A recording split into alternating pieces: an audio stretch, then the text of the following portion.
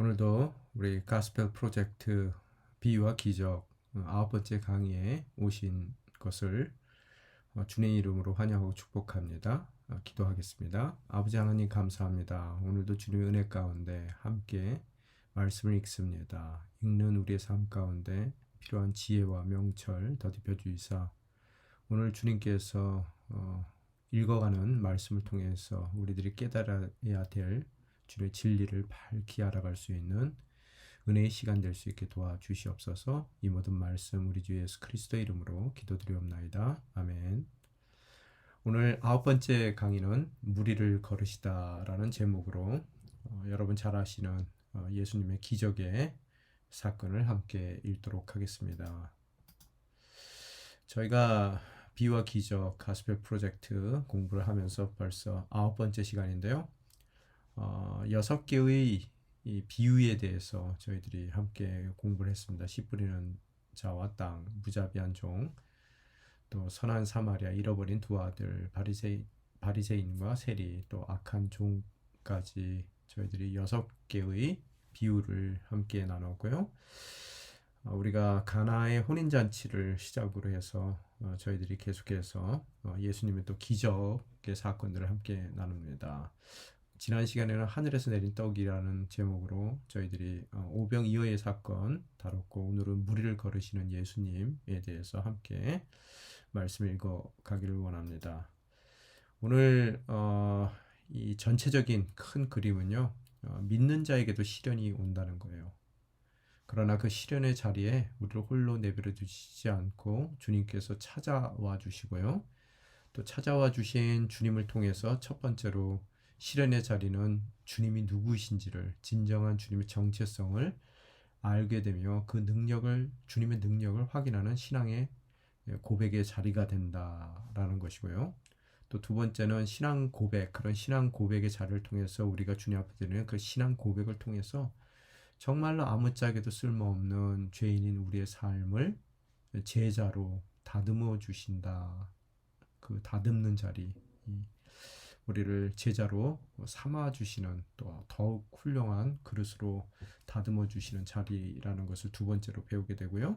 또 세 번째로 그런 제자의 자리에 서서 우리를 불러주신, 제자로 불러주신 주님께 영광을 돌리게 되는 그런 예배의 자리가 된다. 이 시련의 자리는 결국 예배의 자리가 된다라는 것을 전반적으로 저희들이 이번 과를 통해서 배우게 됩니다. 뭐라고요? 시련의 자리가 신앙 고백의 자리가 되고요. 또 그 신앙의 고백의 자리가 우리를 제자로 다듬어 주시는 그런 하나님의 은혜의 자리가 되는 것이고, 결국 그 은혜의 자리 가운데 주님의 영광을 돌리는 예배의 자리가 될 수밖에 없다. 시련의 자리, 신앙 고백의 자리, 다듬어 주시는 자리, 결국 예배의 자리가 된다라는 것을 함께 저희들이 살펴보기를 원합니다. 신학적인 주제는요, 세 가지 정도 주제가 있을 것 같은데요. 첫 번째, 예수님의 성품에 대해서예요. 늘 우리가 지금까지의 모습을 통해서, 예수님의 모습을 통해서 우리와 동행해 주시는 친구와 같은 예수님, 우리를 사랑해 주시고 또 긍휼을 베푸시는, 또 신학적인 단어로 표현하게 되면 우리의 필요를 채워 주시는 그런 내재적인 그런 이 이미넌트라고 영어에서는 얘기하는데요. 그런 주님에 대한 성품을 읽어왔는데요. 이번 과를 특별히 통해서는 그런 내재적인 주님일 뿐만 아니라요, 동시에 능력의 성자, 두 번째 삼위일체 위격이죠. 하나님이시라는 거예요. 능력의 하나님으로서 곧 예수 그리스도는 우리의 재림의 주로 초월적인 그런 그리스도의 모습을 우리들이 바라보게 되더라는 거예요. 트랜센덴탈이라는 말을 영어에서 사용하는데요. 그래서 하나님의 성품은 내재적인 주님으로서의 모습도 있지만, 즉 우리 가운데 거하시며 우리의 필요에 민감하게 채워주시는 친구와 같은 예수님. 그렇지만 그럼에도 불구하고 정말 우리의 삶을 뛰어넘는, 또 우리가 도저히 닿을 수 없는 것 같은 영광의 자리에 계신 그런 심판주로서의, 또 초월적인 하나님으로서의 예수님, 곧 그리스도의 모습을 갖고 있다는 그 성품에 대한 이야기를 저희들이 이 신학적인 주제로 다루게 될 것 같고요. 그다음에 믿음의 관계성을 저희들이 또한 보게 될 텐데요. 이런 내재성과 초월성을 함께 갖고 계신 예수님이세요. 우리가 받는 그런 시험과 시련 가운데서 주님의 초월적인 능력으로 우리와 함께 해주시지만 또한 우리를 믿어주시는 주님이라는 거예요. 그래서 이번 과에서 조금 교재와는 다르게 제가 여러분에게 좀 드리고 싶은 말씀 뭐냐면요. 믿음이라는 것은 관계적인 단어라는 거예요. 그래서 우리만 하나님을 믿는 것이 아니라 예수님을 믿는 것이 아니라 하나님 또한 또 예수님 또한 우리를 믿어주신다는 거예요. 믿음이라는 건 관계적인 단어잖아요. 그래서 이 쌍방적인 믿음 가운데서 주님께서 우리의 시련의 자리를 정말 주님이 원하시는 아름다운 그런 주님을 알아가는 자리, 또 아까 말씀드린 대로 우리를 죄인에서 주님이 원하시는 제자로 다듬어 가시는 자리, 또한 그 끝에는 주님께 영광을 돌리는 예배의 자리로 그 시련의 자리를 만들어 주시는 과정 가운데 우리 또한 하나님을 믿어야 되지만 하나님 또한 예수님 또한 우리를 믿는 그 믿음으로 우리를 그렇듯 예배 자리로 인도하시는 놀라운 주님의 모습을 저희들이 함께 살펴보기를 원하고요. 그렇듯 마지막으로는 시련의 순기능이요. 그래서 믿는 자들에게는 시련을 허락하여 주시는데 그 시련 가운데 이렇듯 쌍방의 믿음을 통해서 제자로 성숙된 우리의 모습을 이루어 가신다는 세 가지 정도의 신학적인 주제를 함께 다루어 보기를 원합니다. 도입 질문 보면요. 이 세상에서 권력을 가진 사람은 어떤 사람입니까? 우리 주변을 봤을 때 힘을 갖고 있는 사람들이죠. 지배할 수 있는 자들이요. 이 세상의 다른 사람의 권력을 인정하기 어려운 이유는 뭐예요? 그 힘을 가진 자들이 힘은 갖고 있지만 자신들이 치리하는 그 치리의 대상들에게는 사랑이 없기 때문에 자기를 위해서 그런 권력을 사용하기에 저희들이 그 권력자들의 권력을 인정하기가 어렵죠. 근데 하나님께서는 어떻다고요? 예수님께서는 그런 권력을 갖고 있지만 그 치리의 대상을 진정으로 사랑하시는 초월적인 능력을 갖고 계시지만 동시에 모든 이 죄인들, 치리의 대상들을 있는 그대로 긍휼히 여기시고 사랑하시고 그들의 필요를 채우시는 내재적인 그런 하나님과 예수님의 모습을 우리는 동시에 바라보게 되더라는 겁니다. 그래서 능력과 사랑, 그죠? 그 초월적인 능력과 내재적인 사랑을 우리들이 오늘 이번 과를 통해서 세상의 권력자들과는 다른 그런 하나님의 모습을 또 예수님의 모습을 살펴보기를 원합니다. 첫 번째 주제는요. 교재에서 첫 번째 서브타이틀은 예수님은 우리가 처한 상황의 주관자이십니다 라고 했는데요. 제가 보기에는 이 폭풍의 현장은 우리에게 배움의 현장이 됩니다 라고 그 예수님의 주권자적인 그런 모습을 통해서 시련의 장소, 이 폭풍의 장소가 우리에게 귀한 배움의 장소가 된다는 것을 설명하고 있습니다. 마태복음 14장 22절에서 25절까지의 말씀 먼저 읽을 텐데요. 함께 읽겠습니다. 그 후 예수께서는 그 제자들을 배에 태워 먼저 건너가게 하시고 무리를 집으로 돌려보내셨습니다. 무리를 보낸 뒤 예수께서 혼자 기도하러 산에 올라가셨다가 날이 저물기까지 거기 혼자 계셨습니다. 제자들이 탄 배는 이미 육지에서 꽤 멀리 떨어져 있었는데 거친 바람으로 파도에 시달리고 있었습니다. 이른 새벽에 예수께서 물 위를 걸어 그들에게 다가가셨습니다. 아멘. 오늘 잠시 이 본문의 배경서부터 잠시 살펴보게 됐을 때 언제 이 사건이 오늘 무리를 걸으신 사건이 일어나요? 오늘 22절에 보면 그 후라고 표현이 됐습니다. 무슨 일이 일어난 후에요? 바로 전에 오병이어의 기적의 사건이 있었죠. 물고기 2마리와 떡 5개로 5,000명을 먹이는 그런 기적적인 사건 이후에 일어난 사건입니다. 그 후에 일어났다는 거예요. 사건 당일에 보면 이른 아침서부터 예수님께서 모여든 무리들을 고치시고 또 가르치셨다라는 것을 저희들이 알 수 있는데요. 그 성경 말씀을 통해서요. 저녁이 됐어요. 이 모든 예수님의 사역이 끝날 무렵은 저녁 때였는데 저녁 시간에 고난 그들 배고픈 그들을 예수님께서 또 친히 먹이셨죠. 또한 남은 음식들을 버리지 않고요. 끝까지 잘 정리하신 이후에 아마도 이 정리가 끝났을 무렵은 상당히 늦은 시간이었을 것 같아요. 그죠? 그 늦은 시간에 어떻게 하셨어요? 무엇을 하셨어요?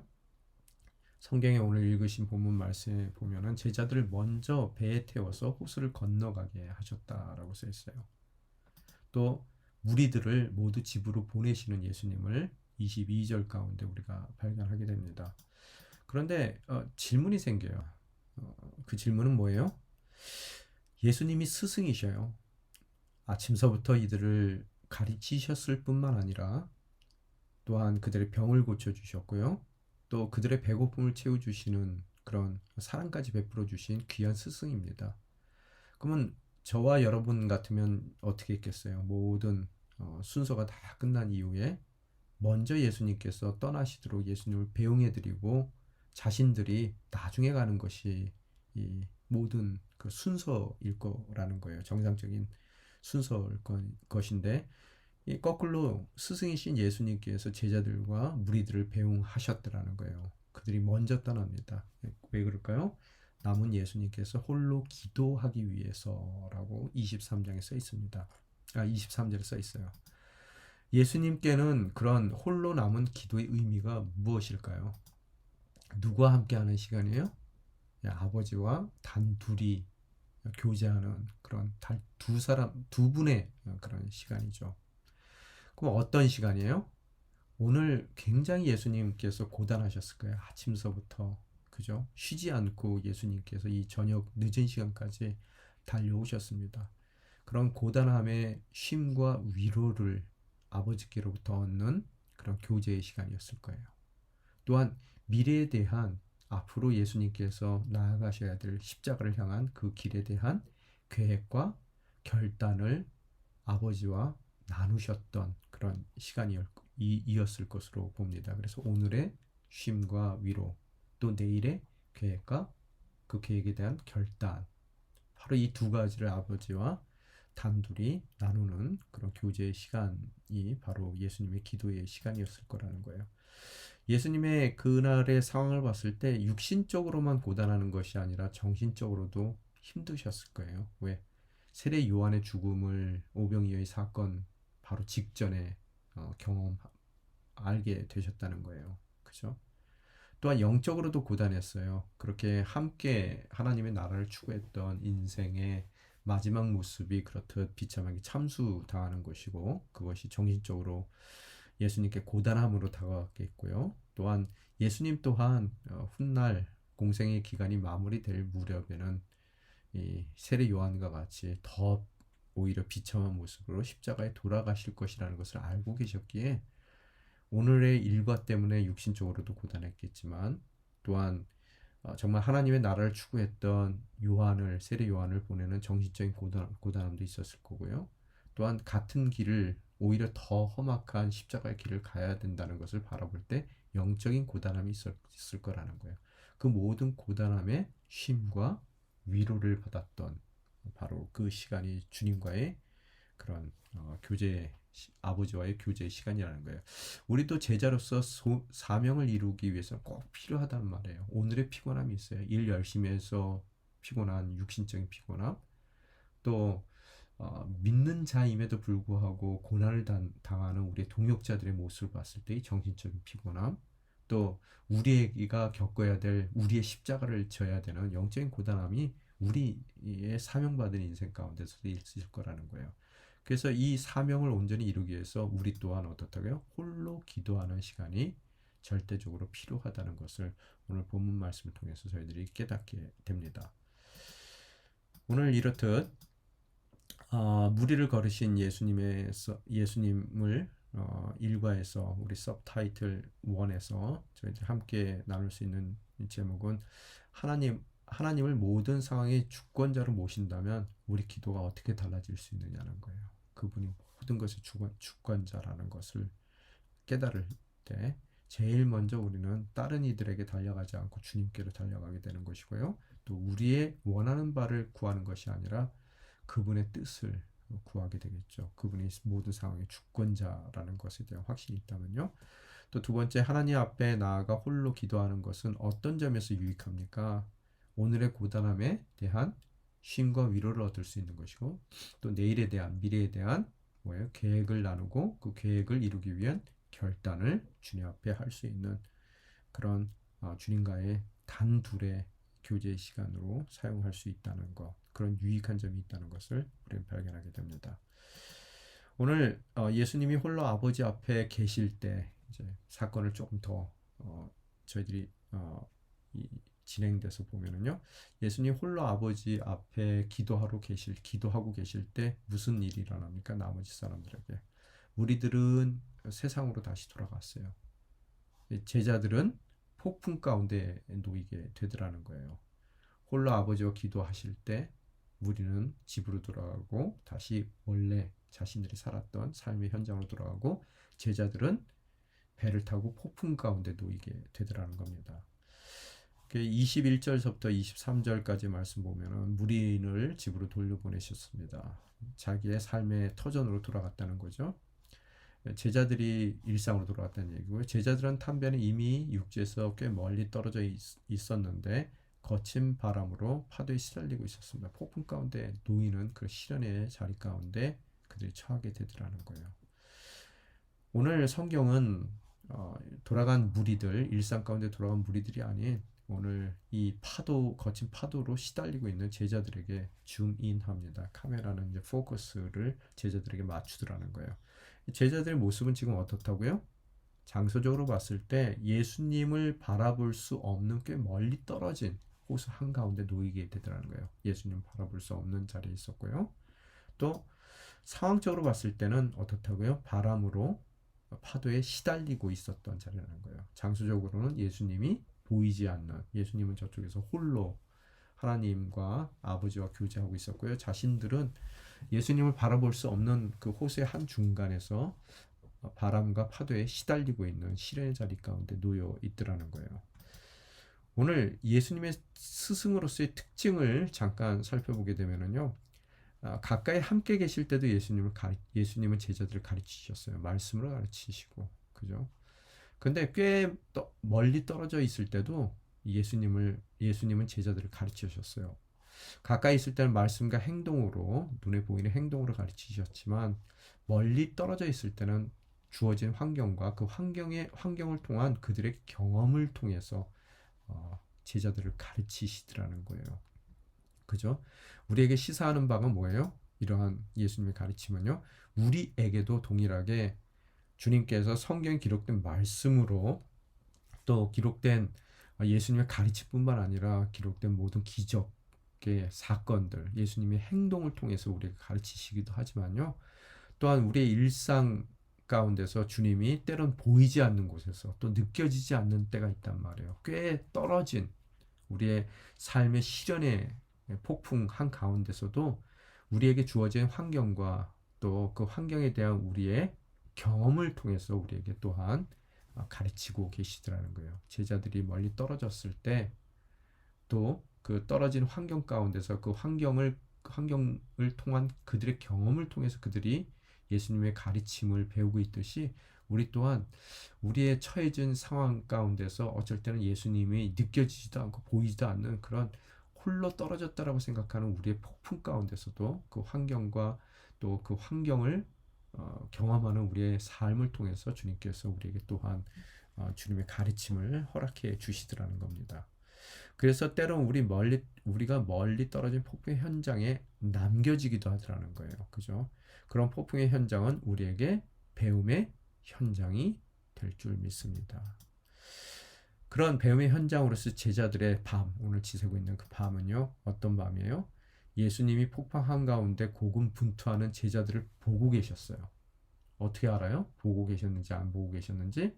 만약에 보지 않고 계셨더라면, 안 보고 있으셨다면 어두운 밤에 어떻게 제자들을 찾아서 그렇게 제자들에게 걸어오시겠냐는 거예요. 어디 있는지 기도하시면서도 늘 제자들에 대한 관심을 갖고 계시고 어디 있는지를 제자들 향해 바라보고 계셨더라는 거예요.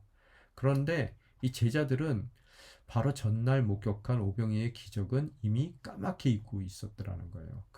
예수님은 그들을 보고 있었지만 그 제자들의 밤의 그 순간에 제자들은 예수님을 바라보지도 못했고 바로 전날 목격했던 오병이의 기적 또한 바라보지 못하고 새까맣게 잊어버리고 있더라는 거예요.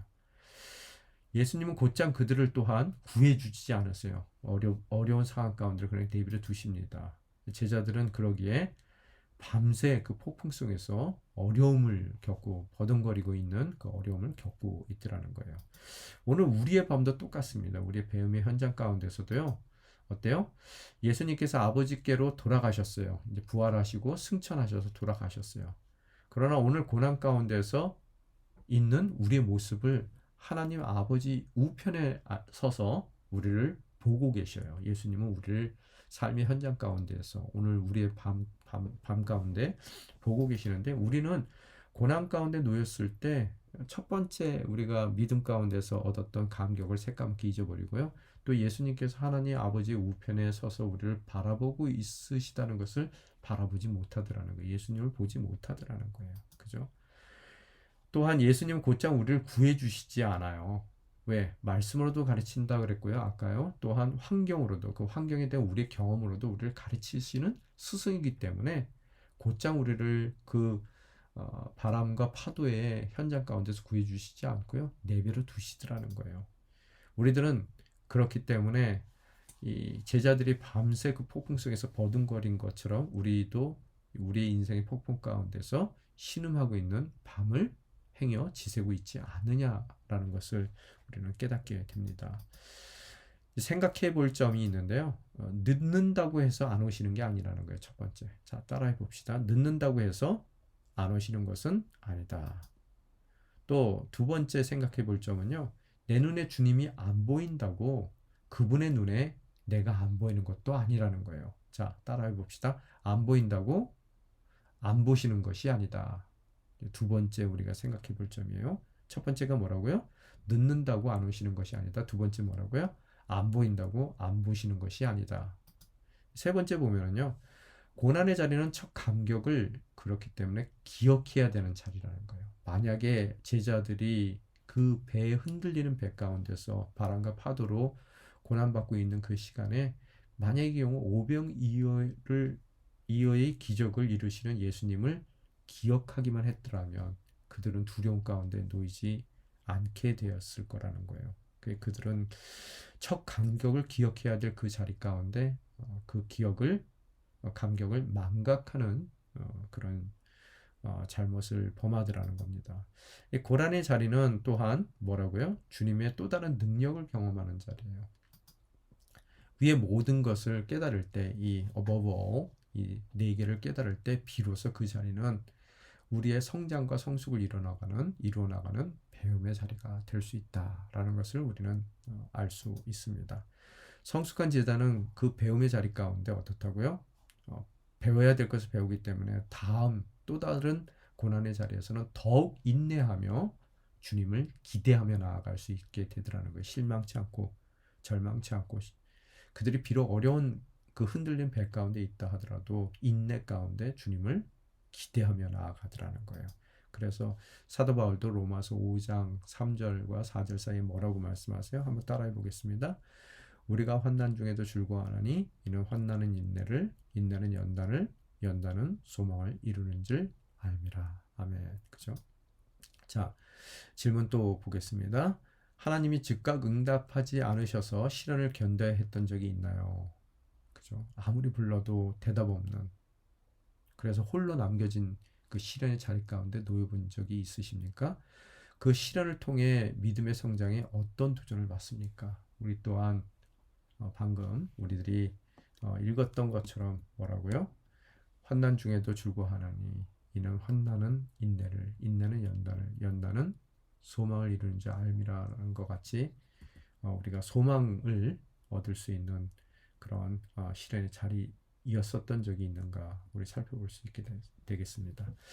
두 번째 봤을 때 서브타이틀은 예수님은 폭풍 가운데서도 용기와 믿음을 가지라고 말씀하십니다. 라고 써 있어요. 또 제가 보기에는 다르게 표현한다면 폭풍의 자리에서도 자리에서 예수님이 진정 누구이신지를 우리가 알게 됩니다라는 것을 두 번째 단락에서 우리는 볼 수 있을 것 같습니다. 읽어야 될 본문 말씀은요. 마태복음 14장 26절서부터 27절까지 말씀입니다. 함께 읽겠습니다. 제자들은 예수께서 물 위에 걸어오시는 것을 보고 깜짝 놀랐습니다. 그들이 두려워하며 유령이다 하고 외쳤습니다. 그러자 예수께서 곧 그들에게 말씀하셨습니다. 안심하라. 나다. 두려워하지 말라. 아멘. 오늘 제자들의 밤, 그 밤 가운데 제자들에게 예수님께서는 다가오십니다. 그러나 다가오는 그분이 설마 예수님이실 거라고는 생각지도 못하는 제자들의 모습을 우리는 발견하게 됩니다. 왜 이들은 다가오는 분이 예수님이라는 것을 알아볼 생각조차도 못했을까요? 왜냐하면 그 이유 중에 첫 번째 이유는요. 마지막으로 그들이 예수님을 본 곳, 예수님과 헤어진 곳은 바닷가였습니다. 아마 그 바닷가, 육지에서 누군가가 걸어오는 것을 만약에 봤다면은 그들은 아마 그분이 예수님이라는 것을 알아볼 수도 있었을 거예요. 근데 오늘 다가오시는 물 위를 걸어오시는 분이 예수님이라는 것을 알아보지 못했던 것은 바로 의외의 장소에서 그들이 예수님을 대면했기에 예수님을 알아보지 못했다는 거예요. 헤어진 곳은 바닷가 육지였는데 예수님을 오늘 대면하는 것은 물 위라는 거예요. 그래서 의외의 장소이기 때문에 예수님을 알아보지 못했다. 두 번째 이유는요. 무리를 걸으실 것이라고는 상상조차도 못 해봤을 거라는 거예요. 누군가가 배를 타고 가까이 다가왔다면 그것은 예수님이시구나 하고 알아봤을 수 있었을 거라는 거예요. 그런데 오늘 예수님께서 걸어오실 거라는 것은 무리로 걸어오실 거라는 것은 그들이 상상조차도 못했다는 거. 의외의 능력이기 때문에 예수님의 능력의 표현이었기 때문에 그들은 예수님을 알아보지 못했다는 거예요. 의외의 장소, 의외의 능력. 무슨 뜻이냐면 아직까지 예수님을 잘 모르고 있다는 거예요. 제자들이요. 그죠? 어디나 계실 수 있는 분이세요. 또 어떠한 것도 원하신다면 해낼 수 있는 능력이 있으신 분이라는 것을 그들은 그런 예수님을 아직까지 잘 이해하지 못하고 있었다는 거예요. 자, 우리의 밤에도 보면은 우리의 형편을 다 아시는 주님께서 주님이 원하실 때 정말 무리를 걸어오시듯이 우리에게 다가와 주실 겁니다. 근데 문제는 뭐냐면은 우리 또한 제자들이 모두 알아본 것 같이 예수님을 알아보지 못할 수 있다는 거예요. 다분히. 왜 알아보지 못합니까? 의외의 장소라는 거예요. 그 고난의 시간에 홀로 있었다고 생각해서요. 예수님은 저기 멀리 바닷가에 아직까지 그 육지에 계실 거라고 생각한단 말이에요. 지금 흔들리는 배 가운데 있는 것은 우리밖에 없다. 나밖에 없다라고 생각해요. 그래서 홀로 남겨졌다라고 생각한단 말이에요. 의외의 장소예요. 내가 있는 그 장소는 예수님을 만날 수 없는 장소라고 생각한단 말이에요. 또한 예수님의 주님 되심과 그 능력을 망각하기 때문에 무리로 걸어오시는 나의 이 인생 가운데서 이런 모습으로 나타나실 거라고는 상상하지 못하는 예수님의 능력을 무리를 걸으시는 능력을 망각하는 그 의외의 능력에 대한 이해가 없는 우리의 리미테이션 때문에 예수님을 알아보지 못할 거라는 거예요. 그죠? 생각해 봐야 될 점이 있는데요. 뭐예요? 부활하신 이후에 예수님께서도 아버지께로 승천하셨어요. 그죠? 그걸 갖다 우리는 승귀 그럽니다. ascension 올라가셨다는 얘기죠. 예수님께서 오병이어의 기적 사건 이후에 어떻다고요? 산 위로 올라가셨단 말이에요. 기도하러 아버지에게 가셨어요. 그 사이에 무리들은 원래 일상의 자리 세상으로 돌아갔고요. 또한 제자들끼리 배 타고 있었단 말이에요. 그죠? 우리에게도 그럼 부활 이후에 예수님께서는 아버지께로 가셨어요. 그죠? 그러면은 오병이어의 사건, 영적인 사건을 경험했어요. 예수님께서 십자가에서 생명의 떡으로 자신의 몸을 주시는 것으로서 우리가 영적인 모든 풍성함을 누리고 12광줄이나 남는 사건, 그 은혜 사건을 경험했다는 거예요. 그 후로 예수님께서는 아버지께로 가셨단 말이에요. 무리들은 세상으로 돌아갔어요. 그저 쫓아다녔던 이들은 일상의 자리로 다 돌아갔단 말이에요. 부름받은 제자만 배에 타고 있어요. 배는 뭘 뜻하고 있어요? 노아의 방주와 같은 그런 하나님의 선택된 공동체죠. 그들은 배를 타고 있었어요. 근데 어디 있다고요? 호수 한가운데 덩그러니 그들만 남겨져 있는 것 같이 예수님은 승천하셔서 하나님 우편에 앉으신 것 같이 계신 것 같이 이 폭풍 속에 그들이 홀로 남겨진 것 같은 그런 모습이 되더라는 겁니다. 예수님은 눈에 안 보이시니 우리를 안 보신다라고 생각해요. 그죠?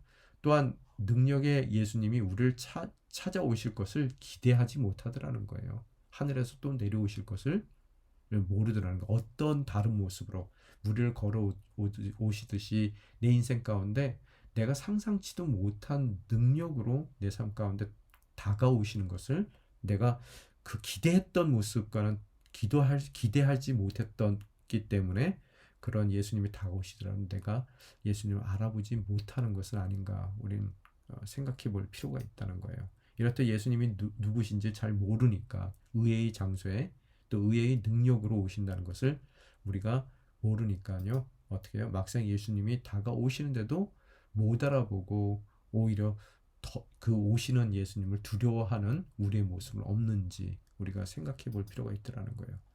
그래서 무리로 걸어오시는 것을 보고 깜짝 놀랐습니다. 제자들은요. 그들이 두려워하며 유령이다라고 외치는 것 같이 우리 또한 깜짝 놀라 두려움에 빠질 수 있더라는 거예요. 그죠? 오늘 두려워하는 제자를 안심시키시는 예수님 모습을 발견하게 됩니다. 안심하라. 나다. 두려워하지 말라. 오늘 이 모습을 가운데서요. 이 말씀 가운데서 나다라는 단어는 에이고 에이미라는 단어입니다. 문장인데요.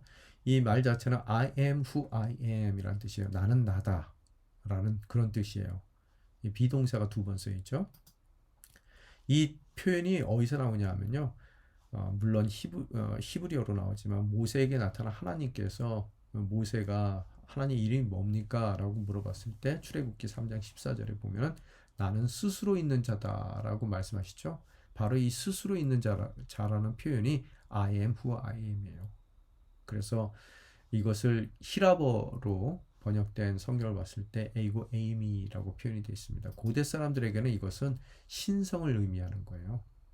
자, I am who I am 무슨 소리입니까? 보통 나는 스스로 존재한다는 얘기가요. 무슨 소리냐면은 우리 같은 경우에는 어때요? 왜 어떻게 존재하고 있어요? 우리의 아버지와 어머니가 있으니까 존재하는 거예요. 그러면 우리의 아버지 어머니는 어떻게 존재해요? 우리의 할아버지 할머니들이 있기 때문에 존재하는 겁니다. 이렇듯 모든 이 땅 가운데 존재들은요. 다른 존재에 의해서 존재할 수밖에 없다는 거예요. 그러면 그 모든 존재들의 사람으로 따졌을 때 그 존재들의 끝이 처음 시작이 어디예요? 아담과 하와겠죠. 그럼 아담과 하와에 의해서 모든 인류가 존재하는데 그러면 그 첫 번째 아담과 하와의 존재는 어디에 근거하고 있어요? 하나님께 근거하죠. 그죠? 그럼 하나님은 어디에 근거하고 있어요? 스스로 계시는 분이라는 거예요. 스스로 그 존재에 근거하고 계시다는 거예요. 그게 신성을 나타내는 신적인 존재라는 의미예요. 그래서 나는 스스로 있는 자다. I am who I am. 오늘 안심하라. 나다. 예수님이라는 말씀도 하시지만 어떻다고요? 폭풍 가운데 그들이 두려워하지 말아야 될 이유. 또 그들 앞에 서 있는 하나님이신 예수님을 두려워하지 않는 이유는 바로 그 예수님이 모든 것을 가능케 하시는 하나님이시기 때문에 두려워하지 말라라는 예수님의 말씀이기도 하더라는 거예요. 이 복음서 저자는 그래서 이 폭풍, 휘몰아치는 그 폭풍의 그런 현현 가운데서 현현하시는 그리스도를 생생하게 표현하고 있더라는 거예요. 오늘요. 의도를 갖고 표현하는 거예요. 그죠?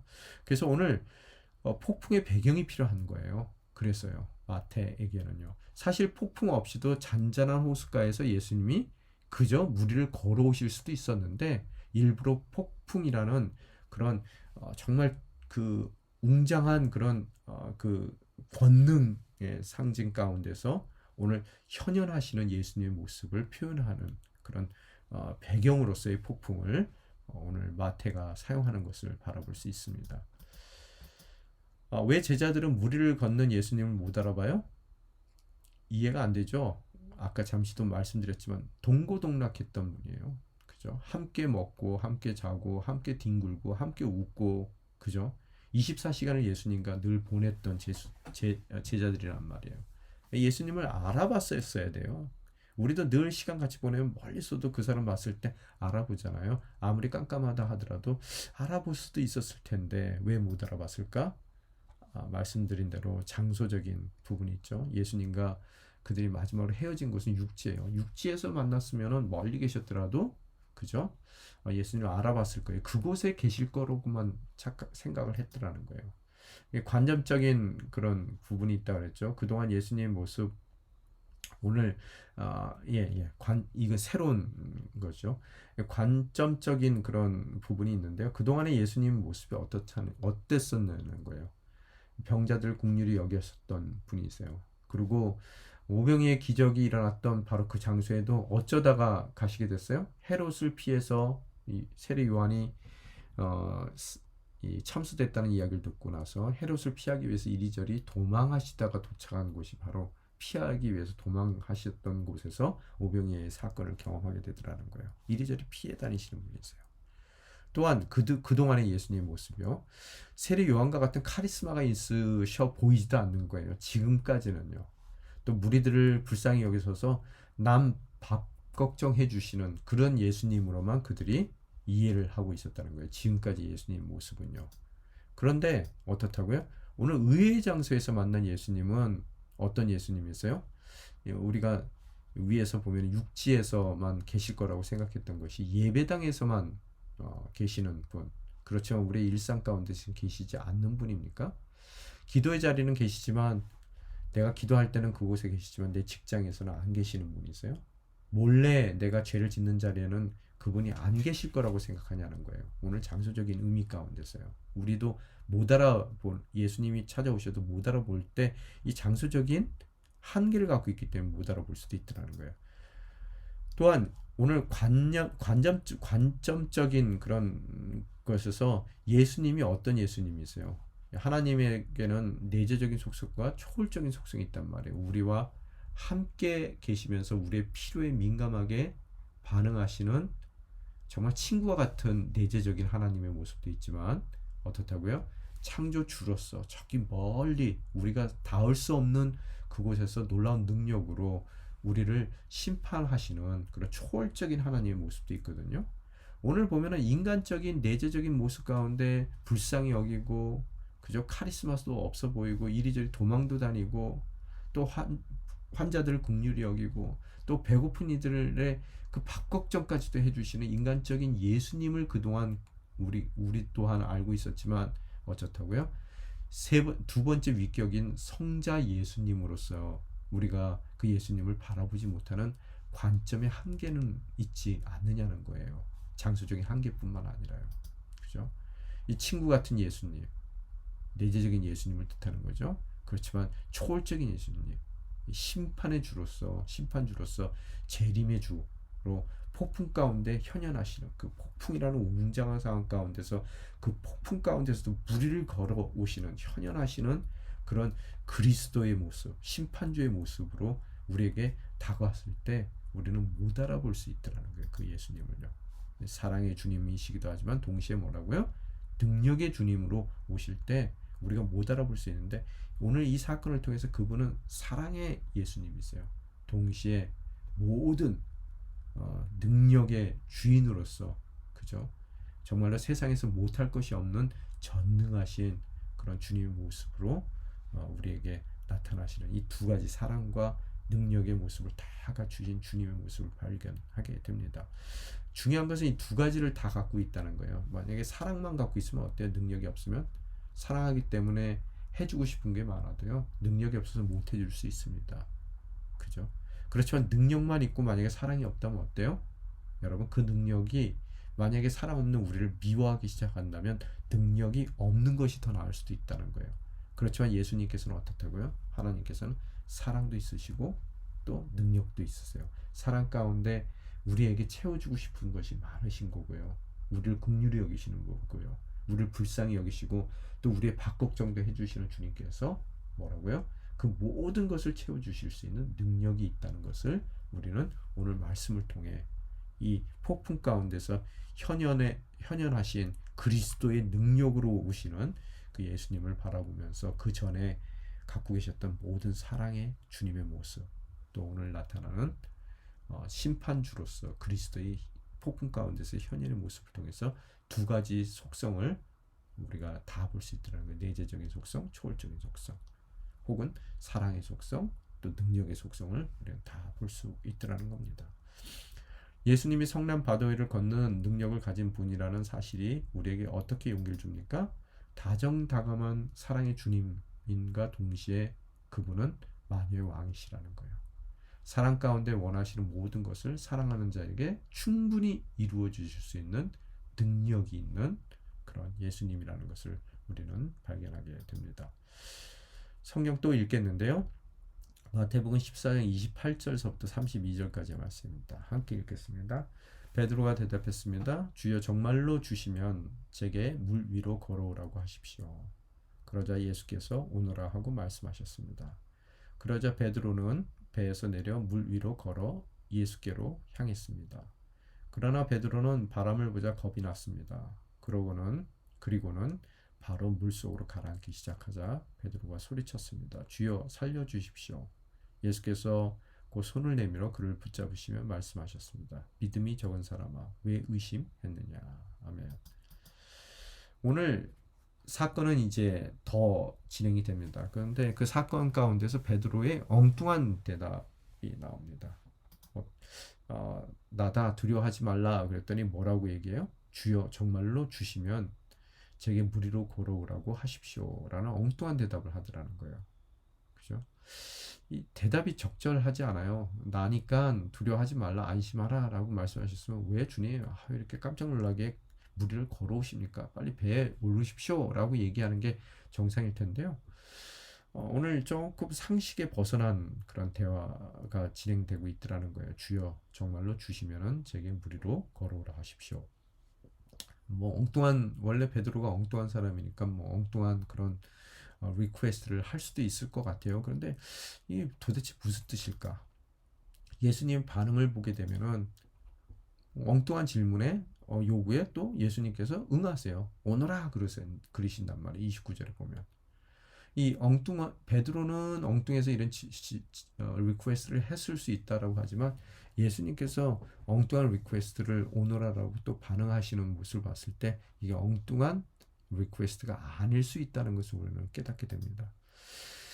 베드로가 예수님을 향해 걸어가다가 출렁거리는 파도를 보고 갑자기 겁이 나 가라앉기 시작합니다. 오늘 이 사건의 의미가 뭔지를 우리들이 살펴보자는 거예요. 소리치기 시작합니다. 주여 살려주십시오. 예수님의 반응이 뭐라고요? 베드로의 손을 잡으시며 뭐라고 말씀하십니까? 믿음이 적은 사람아 왜 의심하느냐 라고 예수님께서 그를 책망하십니다. 도대체 믿음은 누구를 믿는 믿음을 말씀하고 계실까요? 믿음이 적은 사람아 왜 의심하느냐. 예수님에 대한 단순하게 예수님에 대한 믿음일까요? 글쎄요. 예수님은 아직 물에 서 계세요. 예수님이 만약에 가라앉는 것 같고 만약에 경우 베드로가 같이 가라앉을 때 예수님께 살려달라고 얘기하면서 왜 예수님 물에 가라앉았습니까? 라고 물어본다면 예수님에 대한 믿음의 금이 같다라고 얘기할 수 있는데요. 예수님은 아직까지 물 위에 계십니다. 자기가 가라앉는 거거든요. 그럼 과연 이 믿음은 어떠한 믿음을 뜻하고 있는 것일까? 믿음은 아까 잠시 말씀드렸지만 관계적인 의미를 갖고 있다고 그랬어요.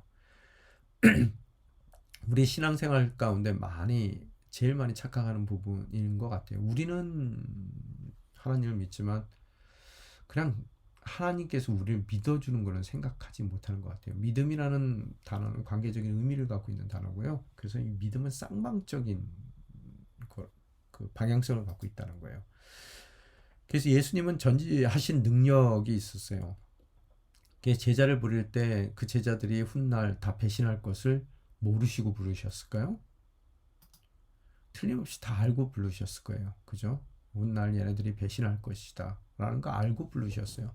유다가 나를 팔 것이다 알고 부르셨을 거라는 거예요. 근데 왜 이들을 배신하고 팔기까지 하는 것을 알고도 이들을 제자로 선택하셨냐는 거예요. 십자가 사건에 도망할 제자라는 것도 아셨지만 동시에 예수님이 아신 거는요. 예수님의 부활 이후에 제자들이 어떠한 모습이 될 것인지도 알고 부르셨다는 거예요.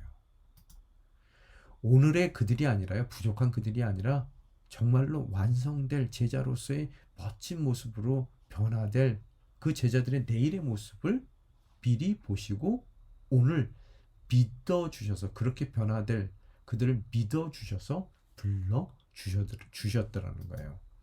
지금은 많이 부족하지만 오늘의 그 부족한 모습으로 그들을 평가하는 것이 아니라요. 그들의 때를 믿음으로 기다려 주시는 주님이에요. 그래서 변화될 미래의 모습으로 오늘 그들을 평가해 불러 주셨다는 거예요. 여기서 우리에게 적용이 있습니다. 오늘 서로 부족한 모습을 바라보는 게 아니라요. 우리도요. 우리 자녀들을 특히 봤을 때 지금 제가 저 모습으로 있지. 그래서 그 모습대로 판단할 것이 아니라요. 예수님과 예수님의 모습을 우리들이 배운다면요. 앞으로 변할 우리의 자녀의 미래의 모습으로 오늘 평가해 줘야 된다는 거예요. 오늘 돈도 못 벌고 정말로 사회에서도 정말로 어떠한 일도 제대로 못하고 있는 남편의 오늘의 모습으로 바라보고 그 남편을 구박하는 것이 아니라요. 앞으로 그 때가 되었을 때 변화된 그 남편의 모습, 정말로 모든 것을 잘해갈 그 미래의 남편을 미리 바라보고 오늘 그 남편을 그 모습으로 대해줄 수 있는 것이 바로 예수님의 오늘 제자를 바라본 이 믿음의 모습이라는 거예요. 그래서 오늘 부족함으로 서로를 바라보는 것이 아니라요. 그래서 못 믿어와요. 그래서 함부로 대하는 것이 아니라 성숙하게 될 미래의 모습을 미리 당겨 바라보며 믿음으로 그 사람을 기다려주며 오늘 변화될 그 모습으로 그 사람들을 대해주는 것이 바로 예수님의 그런 믿음 가운데서의 관계일 줄 믿습니다. 오늘 본문에 보면은 폭풍 속에 나타난 초월적인 성자의 현현을 목격한 이후 베드로의 모습은 그래서 어때요? 이 고대 랍비 전통에서 보게 되면요. 랍비는 제자를 믿어줬기 때문에 선택을 합니다. 자기 제자를 뽑을 때 어떤 마음을 갖고 있냐면요. 훗날 자기에게 사사의 모든 과정을 거쳐서 교육을 받게 됐을 때 자기와 똑같은 랍비가 될 것이라는 믿음이 있었을 때 바로 그 사람을 제자로 뽑아줘요. 그게 랍비 전통입니다. 따라서 제자의 익스펙테이션 뭐냐면 랍비가 하는 모든 것을 언젠가는 자기도 그 모든 것을 할 수 있게 될 거라고 믿고 그 랍비를 따라다닙니다. 왜? 랍비가 그렇게 믿어서 자기를 뽑아줬기 때문에요. 베드로도 제자로서 랍비신 예수님께 그래서 묻고 있는 거예요. 예수님께서 자기를 뽑았을 때는 예수님의 모든 사사를 받은 이후에 예수님이 하시는 모든 것을 다 할 수 있다는 믿음이 있기 때문에 예수님이 베드로를 뽑아주셨다라고 베드로도 믿거든요. 그죠?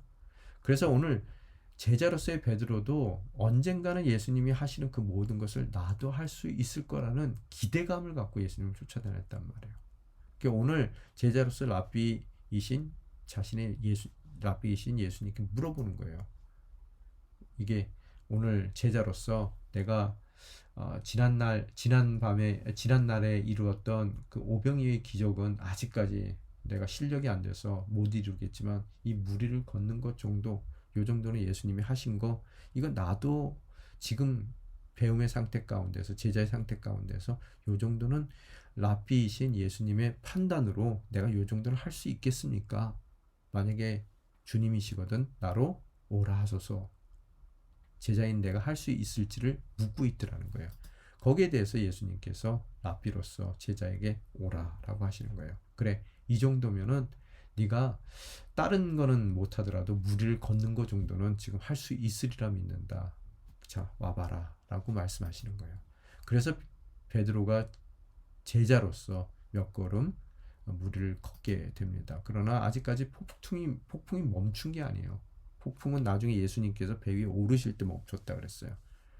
파도의 두려움이 몇 발자국 걸은 이후에 두려움이 베드로에게 몰려오기 시작합니다. 예수님 분명히 제자로서 걸을 수 있다라고 했는데 그 몰아치는 파도에 두려움이 생겨 물에 빠지고 말게 되며 랍비 예수님께 살려달라고 비명을 지르게 되더라는 거예요. 그때 건져 올리시면서 뭐라고요?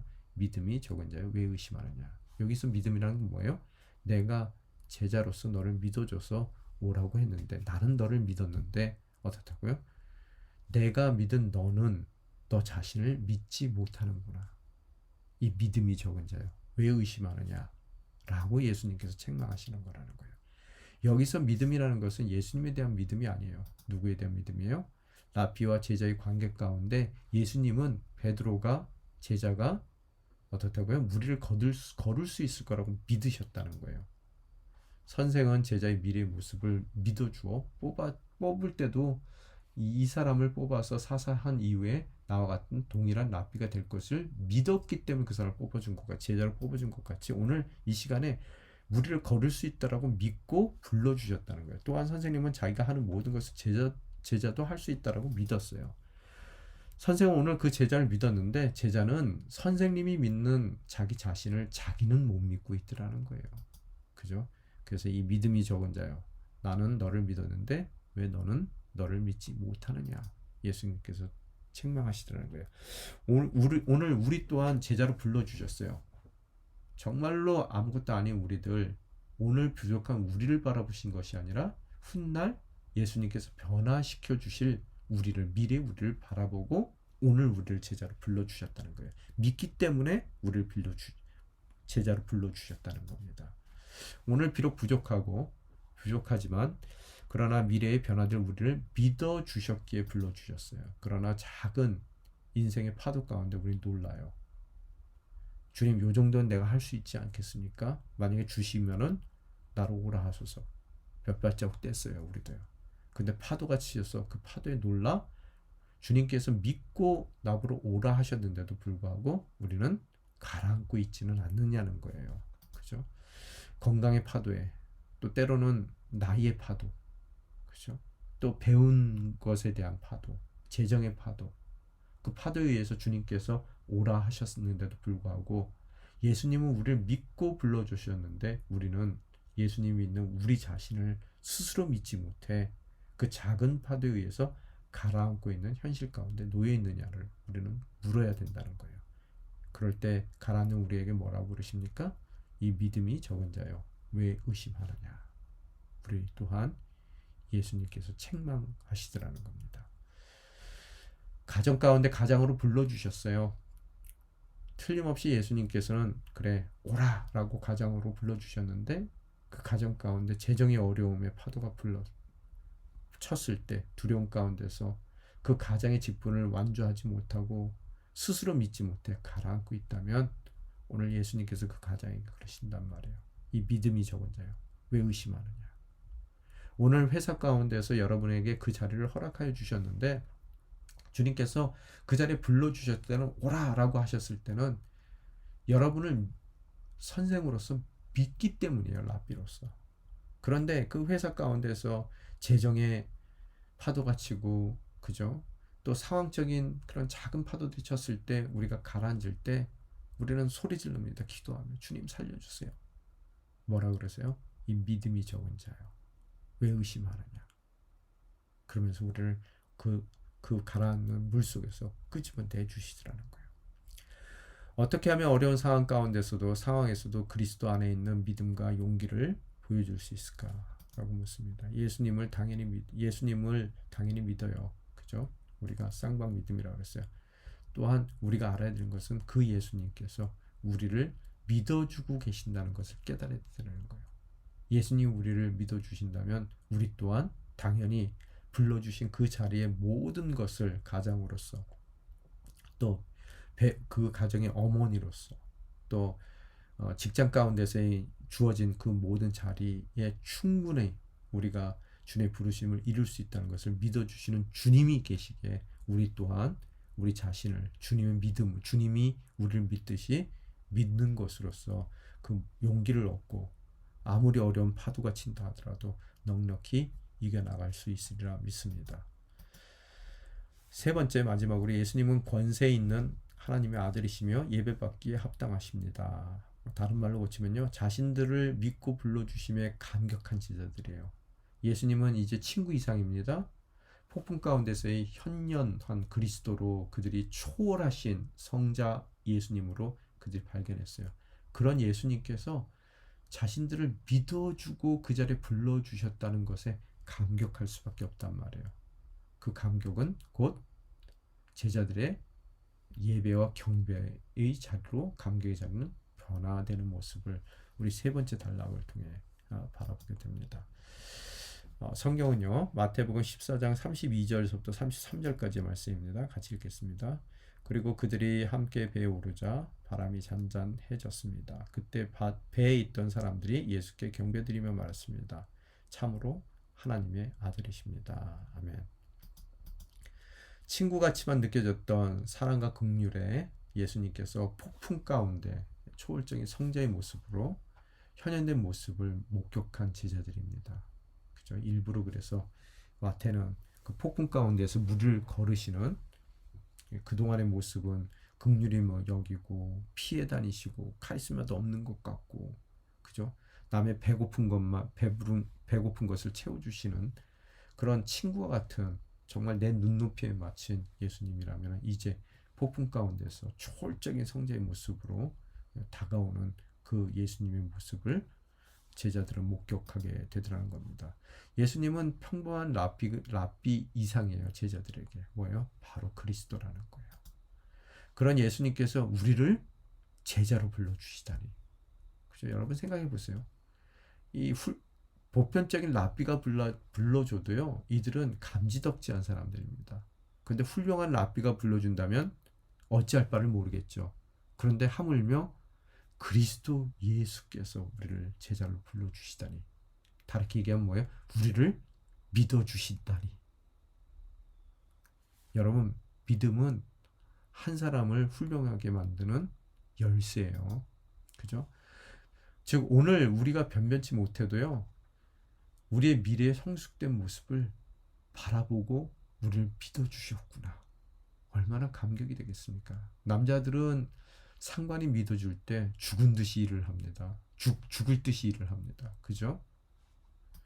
오늘 우리를 믿고 계신 그리스도예요. 초월적인 하나님이 우리를 믿고 계신단 말이에요. 믿고 우리를 오라라고 불러주셨다는 것을 깨달을 때 어떻다고요? 제자들은 감격할 수밖에 없더라는 거예요. 여러분, 만약의 경우 여러분 큰 대기업 삼성 같은 데서 여러분을 믿고 거기에 사장님이 여러분을 뽑아줬어요. 감격하겠어요? 안 하겠어요? 만약의 경우 트럼프 행정부에서 여러분을 믿고 여러분을 그 행정부의 일원으로 뽑아주었어요. 그래서 비행기까지 보내줬습니다. 타고 오라고요. 감격해야 하네요. 오늘 예수님께서, 하나님께서 모든 것을 초월하신 그런 만왕의 왕께서 그들을 믿어줬기 때문에 그들을 불러주셨다는 거예요. 감격 안 할 수 없다는 거예요. 오늘 배에 오르자 무대, 이 호수의 무대예요. 거기서 이 폭풍이라는 배경을 갖고 있습니다. 무대 가운데. 이제 암전이 돼요. 멈춰요. 폭풍이 탁 멈춥니다. 예수님의 그 모든 서 계셨던 초월적인 하나님으로서 서 계셨던 모든 무대가 이제 감격 가운데 예수님을 바라보는 제자들의 시선 가운데 모든 폭풍이 순식간에 배에 오르는 순간 탁 하고 암전되듯이 멈춰버리더라는 거예요. 그들은 기억했습니다. 나다. 에이고 에이미. I am who I am. 두려워하지 말라. 라는 주님의 말씀을 큰 것으로, 그들에게 허락된 큰 말씀으로 기억했을 거라는 거예요. 감격 가운데 예수님을 경배합니다. 죄송해요. 타이보예요. 경배합니다. 참으로 하나님의 아들이십니다. 자, 결론 얘기합니다. 제자들이 바로 앞에 계신 예수님을 경배한다는 것은 예수님의 신성을 완전히 믿었다는 뜻입니다. 우리도 언젠가 우리의 삶에서 위대한 일을 행하시는 주님을 뵙고 이전보다 더욱 의미 있고 신실하게 예수님을 예배하게 될 것입니다. 우리도 감격 가운데 정말 우리를 믿어줘서 그 자리에 불러주신 만왕의 왕이신 예수 그리스도의 그 모든 그 믿어주신 것에 대한 감격 가운데 그분을 예배하게 될 줄 믿습니다. 자, 결론 같이 읽겠습니다. 예수님은 우리의 친구일 뿐 아니라 이 모든 상황의 주권자요. 즉 내재적인 하나님과 동시에 뭐라고요? 초월적인 하나님이시라는 거예요. 그런 폭풍부터 잠잠케 하시는 주님께서 오늘 오늘의 부족함에도 불구하고 우리의 부족함에도 불구하고 미래에 변화될 우리의 모습을 믿어 주셨기에 스승으로서 라비로서 우리에게 모든 가능성을 열어주시고 또 용기를 공급해 주시는 분이라는 거예요. 이 사실을 깨달을 때 우리는 두려움 없이 감격 가운데 나를 믿어주시는 그런 예수님을 경배하게 되더라는 거예요. 예배의 자리게 되더라는 거예요. 자, 오늘 어떻게 됐습니까? 여러분, 다시 말씀드려서 시련의 자리가요. 어떤 자리라고요? 배움의 자리가 됐고요. 그 배움의 자리 가운데서 예수님은 자격 없는 우리들을 자격 있는 예수님의 제자로 다듬어져 가는 다듬의 자리였고요. 그곳에서 우리를 믿어주신 예수님께 감격하며 예배하게 되는 예배의 자리로 시련의 자리가 변화되는 모습을 오늘 이 사건을 통해 우리는 발견하게 되더라는 겁니다. 이것으로 마치고요. 예수님께서 오늘 여러분을 믿어주신다는 거. 그래서 오늘 여러분을 가장으로 또 돕는 배필로 어머니로 또 직장에서의 바로 그 자리로 여러분을 불러주셨다는 거 깨닫고요. 오라라고 말씀하실 때 아무리 여러분 인생 가운데 파도가 치더라도 예수님이 나를 믿어주셨기에 예수님 믿는 나 또한 믿고 어떻다고요? 담대히 주님을 향해 또 주님이 주신 사명을 향해 걸어나갈 수 있는 저와 여러분이 되시기를 주님의 이름으로 축원합니다. 오늘 과제 문제는요 따로 제가 단톡방에 올려드리겠습니다. 기도로 마무리하겠습니다. 아버지 하나님 감사합니다. 오늘 허락하신 말씀을 통해 주님의 은혜를 읽습니다.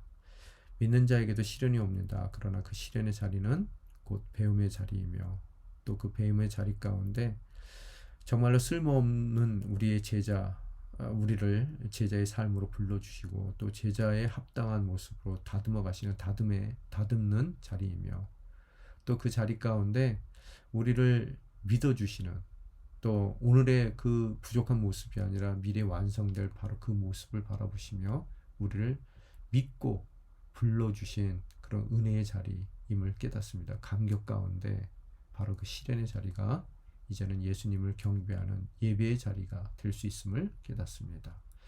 오늘 불러주신 모든 자리가 아무리 힘든 자리라 하더라도 그 자리가 배움의 자리이며 또 다듬어지는 자리이며 또 곧 주님을 감격 가운데 예배하는 예배의 자리가 될 수 있음을 깨닫고 우리를 믿어주시는 주님 바라보며 우리도 스스로 그 두렵고 떨리는 마음 잘 보다듬어가며 오라 하시는 주님의 명령에 따라 주님께서 믿어주시는 우리 자신을 믿으며 한 발 한 발 주님을 향해 그 발걸음을 옮겨나갈 수 있는 멋진 주님의 권속들이 될 수 있게 도와주시옵소서.